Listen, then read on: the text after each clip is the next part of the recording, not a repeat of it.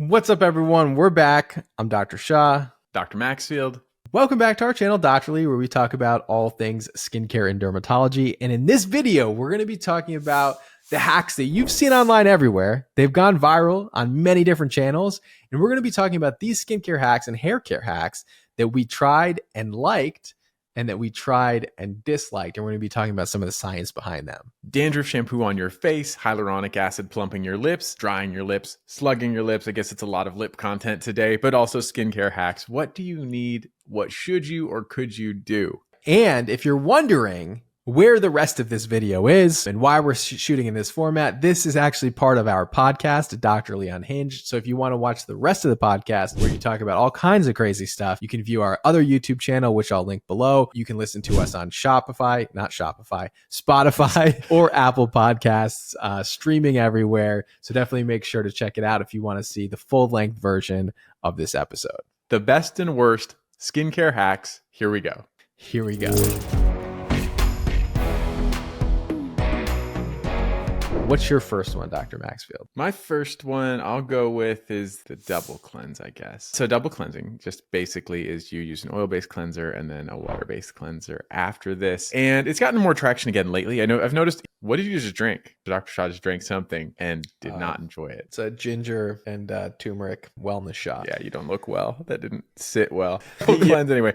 Oil-based cleanser, traditional cleanser, helps remove water-resistant sunscreen and makeup. We recently did the full video on this, so everyone probably who's listening to us is well aware of this. This is something that's cycled back. It's become very popular again, especially with the Anua oil-based cleanser becoming very popular along with it. The reason I like this is I think more people benefit from this than they would realize. Not only is it for the everyday makeup wearer, it's also for the active individual who uses sunscreen like on a regular basis, like your surfer, your runner, your athletes. Like those people probably should know more about this. They may not be completely in tune with the skincare world, but I think this is a hack that would actually serve them well. It makes removing your makeup and your sunscreen extremely easy. The only people who need to probably be a little cautious about this are those with like dry, sensitive skin, and also not for everyone. So you don't have to double cleanse if you're not one of those individuals that we talked about with the makeup sunscreen. Yeah, only when I wear heavy sunscreen do I double cleanse. Most of the time I just use a single cleanser. All right, name one of your favorite double cleansing products right now. It's still the Versed. They have two products. The one I actually like for the cleansing balm is their non-cleansing balm, the Sweet Relief Overnight Barrier Balm. And then I'll follow that up with something traditional like the La Roche-Posay Tuileriane Purifying Foaming Facial Cleanser sub-brand. And that's like a super robust cleanse.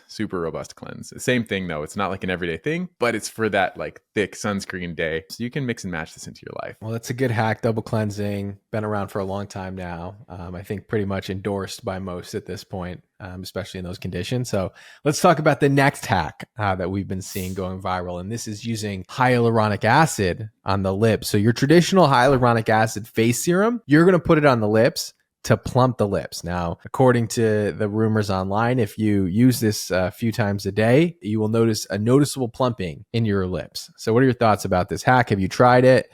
And I'll tell you my experience. I have not tried it. I'll talk more about how I like to layer hydration on the lips, but hyaluronic acid is a solo ingredient in theory. So hyaluronic acid is a good humectant. It draws water from the surrounding environment and from the skin itself to plump. So that functional part, sure, that's fine. That's actually probably legitimate. However, it increases on its own transepidermal water loss, and most humectants will. So you could, in fact, have like the driest, plumpest, shriveled raisins of lips, if you can imagine a world where that exists. If you use this ingredient on its own. And that's always one of the major knocks on humectants and hyaluronic acid. It can leave you feeling drier. That's probably my main issue with this hack is, hey, your lips are a little not plump. Let's throw on some hyaluronic acid and you're going to be good to go. I just factually think that that's not true. And that's from my own experience of trying this hack myself. First of all, hyaluronic acid products by themselves, like let's say, for example, one of my favorite hyaluronic acid products is the Vichy Mineral 89. Tastes terrible, actually. It's extremely bitter. Okay. I'm not making this up. You could try it and taste it yourself. Gotta try it. But it's not a good tasting product. So first of all, not a good experience to just raw dog it on your lips. So I didn't enjoy that. The second piece of that is that I didn't notice like the plumping effect of it was minimal, but maybe noticeable, minimally noticeable improvement in plumping of the lips. I will give you that. However, my lips after a few minutes started to feel either more dry or back to baseline. So I agree, like especially the lips compared to the rest of the face, because the lips either have no stratum corneum layer of the skin or a very slim, thin stratum corneum layer of the skin. You are more likely with hyaluronic acid to lose water through your lips than you would in other parts of the face. And so that transepidermal water loss is going to be increased with just using hyaluronic acid alone. So I do not recommend, especially if you have dry lips, especially if you live in an arid climate, for you to just raw dog hyaluronic acid on your lips by itself. But if you want to lip slug, I would endorse that. So let's talk about that hack instead. So yeah, he set me up there because on my short list is lip slugging. So slugging is a concept that is not at all violent, contrary to what I first assumed. But it's the idea of layering moisture with an occlusive end step. So traditionally on the skin, you put down your like normal moisturizer. You could even do hyaluronic acid serum, then moisturizing cream, then an occlusive ointment like petrolatum. I think this is great for sensitive skin. I actually like it even better for lips because with really dry lips, even though I love petrolatum or Vaseline for it, I find that because it doesn't bring much moisture to the lips, like if my lips are extremely dry already, I feel like it doesn't add a whole lot of value. However, if I layer a moisturizer on my lips and then add the petrolatum ointment, I actually think that hydrates it and then locks it in, and it feels a whole lot better. Subjectively, I like that combination. And so, yes, 3 steps it, sure, hyaluronic acid, cream, petrolatum, or even conversely, hyaluronic acid and then an occlusive. But that's why you see hyaluronic acid married with other ingredients in skincare. Like you'll almost always have hyaluronic acid with something else. Even in your HA products, it's usually with something else. I don't think you need a 3-step skincare routine for your lips, to be clear. We're big proponents of simple skincare. So you could, layer multiple moisturizers. But I do like this idea of taking your traditional gentle moisturizer and then layering like a Vaseline on top of it to really lock in the moisture. If you would be interested in a very hydrating lip product, going to remedyskin.com would not be a bad option in the next few months. No reason at all. Just check it out. But I completely agree with you. I think that hack is much preferred. So if you're going to put hyaluronic acid on your lips for that mild plumping effect, then I would actually layer Vaseline over it just to lock in that hydration. Another option for plumping the lips, if you didn't want to go the hyaluronic acid route because you did find it more drying, then I would go with a peptide. I think it's like palmityl tripeptide 1 or something like that is in all the lip plumping products. Yep, that is correct. Palmitoyl tripeptide 1, palmitoyl tripeptide 38. Those are often used in combination. The Inky List has that controversial plumping lip balm that sits with those. But I much prefer that to anything else for like menthol camphor, which are more trashy and worser. I'm just trying to make up the worstest words for them in your lip balm. I really hate to see those in a lip balm, even more than skincare. Like I hate the menthol camphor lip balms. Those are certainly a worse option than hyaluronic acid for plumping. All right. So what other hack do you dislike that you've seen online lately? I like the Dandruff shampoo for the face wash. That one it seems more like a real true home hack than some of the rest of these. It almost might seem like a misuse of product, but it really is okay in that functionally these anti-dandruff products kill yeast, right? So how that relates to our scalp is seborrheic dermatitis or dandruff is caused by a yeast consuming our oils. Now, the thing that many people don't know about and certainly didn't know before social media was this yeast also lives on our face and causes multiple conditions, including seborrheic dermatitis on the face, red flaky skin on the eyebrows, around the nose, in the beard area, or even certainly contributes to pityrosporum folliculitis or fungal acne, which is still a lot less common than people think. And it can be helpful for the seborrheic dermatitis dandruff part, absolutely.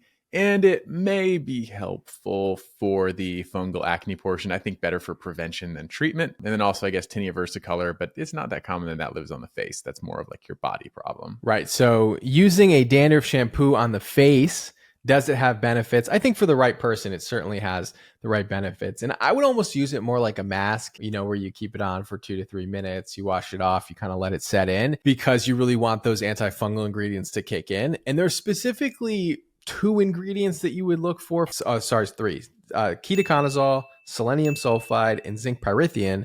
You would not want to use the sal acid one for specifically the yeasty stuff on the skin because it's more for the flaking than it is for the yeast. Now, you want to use your salicylic acid shampoo on the face for acne. I mean, just use a salicylic acid cleanser that's more formulated in facial care.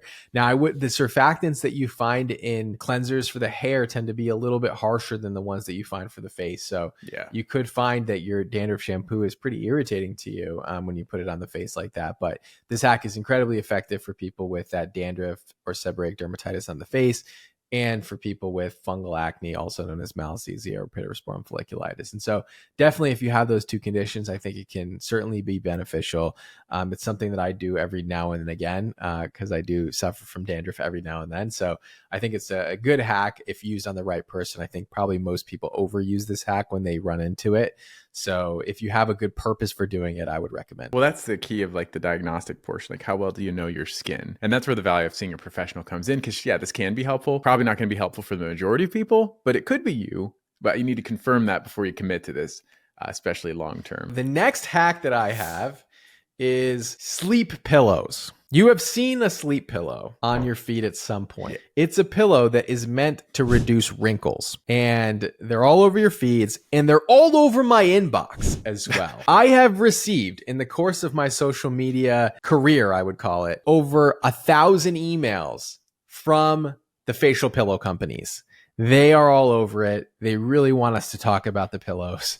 What are your thoughts on facial pillows to reduce wrinkles? So I did deep dive this too. Actually, every time we talk about things, I'm like, I deep dive this. And I did. So there are some studies on facial wrinkles and sleep. Interestingly, no matter which side you slept on, whether you slept on your left side or your right side, you had more wrinkles on your left side. And the thought is that the wrinkles and sagging that were studied in this study were not related to your sleep positioning because one, it's mostly from sun damage. Like sun damage far outweighs the sleep habits in terms of facial aging. And then with that along, like we get more sun damage on the left side primarily because of driving. And then the second reason is that we move in our sleep. I move probably 500 times a night. I think one study said the average person switches positions at least 20 times a night, sometimes up to 50 times a night. And so we actually are somewhat dynamic while we sleep. Even if your face is paralyzed and you don't move, you've covered it in frownies, you're still going to reposition your whole body, your face included, while you sleep. So it's not like it's truly static and all of the gravity is not truly compressing that one side of your face while you sleep, contributing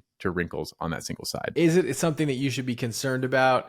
Probably as concerned as you should be as about using a straw to prevent wrinkles around the mouth.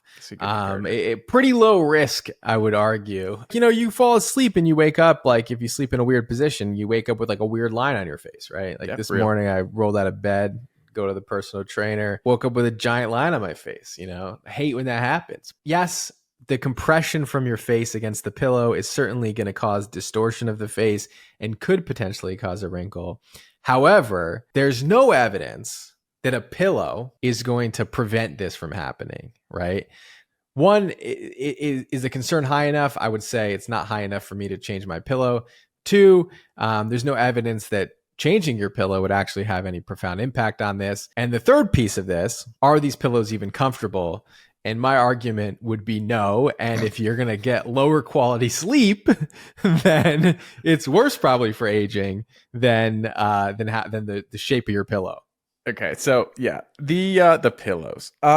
This interestingly became my wife's favorite pillow. I agree with Dr. Shaw. I did not have a positive experience with this for some reason. And it's just purely subjective. That's just an N of one. Totally was my wife's favorite pillow. She brought it along with us for trips. She actually lost it when we were on vacation because she was important enough to bring with her. We have not replaced it. That is a very subjective experience, but also I'd say not comfortable. However, there is a pillow you should be buying. Let me tell you for who and what it looks like rather. This is a donut pillow. This is similar to the donut pillow you will sit on if you have hemorrhoids. So is this the hemorrhoid pillow for your face? Yes. Who should be using it? It's for a specific condition called chondrodermatitis nodularis helices. It is when your ear gets inflamed and irritated. And it's actually pretty common, usually in older individuals, but I see it multiple times a week. The cartilage along your ear gets red, inflamed. Sometimes people are concerned it's a skin cancer.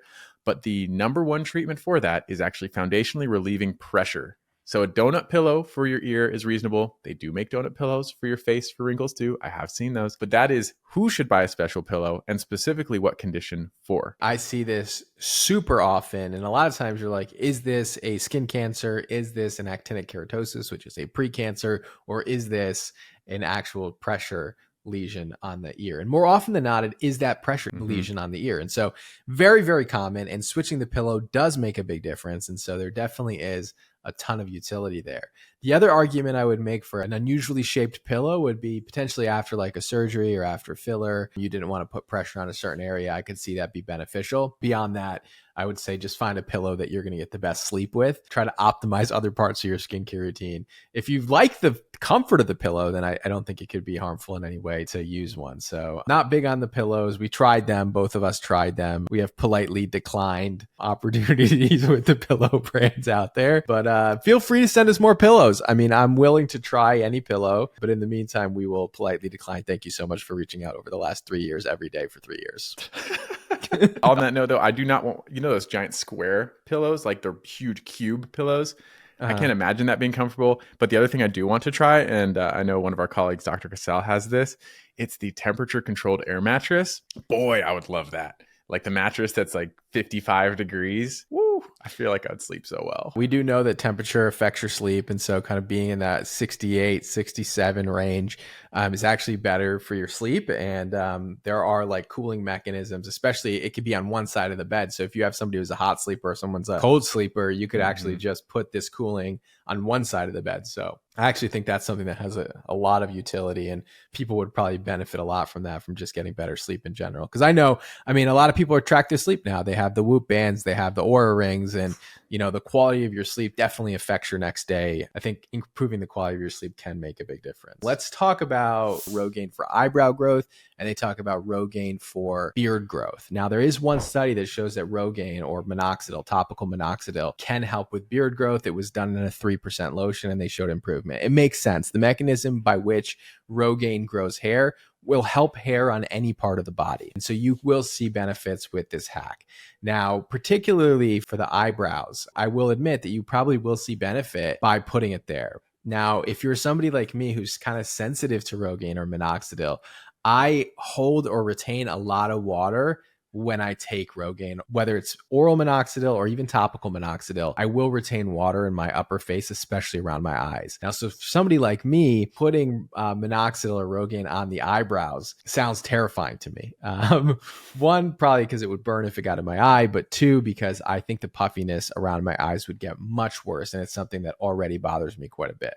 Interesting. I'll share some anecdote with you. So I do use topical and oral Minoxidil in my practice. I have had patients come back with the oral Minoxidil. And the reason they stopped it is they started growing hair, like fine hairs, especially around their cheeks, or women on the sides of the face, and even their eyebrows. They complained that it was getting a little bit unkempt and wild. So this hack, sure, it physiologically works better than something that targets hormones would, like because we don't lose our eyebrows. It's not hormonally mediated in the same way that our scalp is hormonally mediated with hair loss. And again, Minoxidil, Rogaine does not work through mediating the hormonal component of hair loss. So it can be helpful. I think the hack is legitimate. I think you should be thoughtful when you do it. And whether it's for you or not, that's up to you. I feel like we should make like an eyebrow video or something. Oh, we do. Your grooming habits. There's a little bit to this story. There's a little bit to this story. Now, there's another thing you could do around the eyebrows. It has been tested on the eye, so that kind of makes me feel a little bit more comfortable. And that would be to use topical Latisse. So Latisse is a prostaglandin, and as a prostaglandin, it can thicken the hair follicle, and it can also lengthen the hair and grow more hair, essentially. So that could be beneficial around the eyebrows. Now, we have to talk about the risks of this. So topical Latisse has been, some people get some atrophy around the eyes, and that's kind of like mixed, whether that's true or that's not, or that's accurate or it's not. But some people will notice some fat atrophy from this, especially around the eyelids.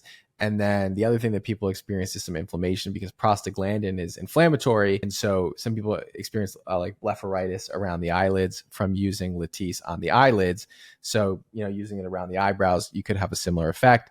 And then the last thing that people experience is actually dark circles from using this product. And so we could talk more details about Latisse and go into it. Is quite effective. Like the results that you see in people who use this on their eyelashes is actually really profound. But a small set of people experience kind of those three side effects. One, dark circles from increased pigmentation. Two, inflammation or blepharitis. And three, some people get some fat atrophy around the eyes. So when using it on the eyebrows, I actually think you would see a lot of good results with it, but you have to keep in mind those three side effects and whether or not you want to potentially interact with those.